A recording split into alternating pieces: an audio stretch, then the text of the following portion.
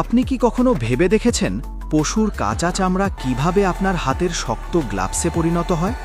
আজকের ভিডিওতে আমরা দেখব আধুনিক কারখানায় চামড়া প্রক্রিয়াজাতকরণের সেই অবিশ্বাস্য যাত্রা।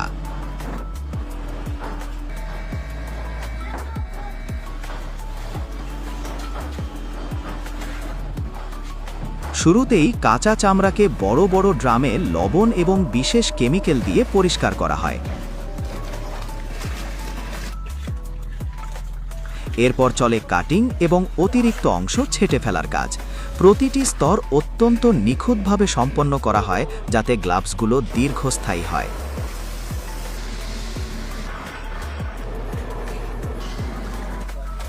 সবচেয়ে মজার বিষয় হলো রঙের এই বিশাল ড্রামগুলো।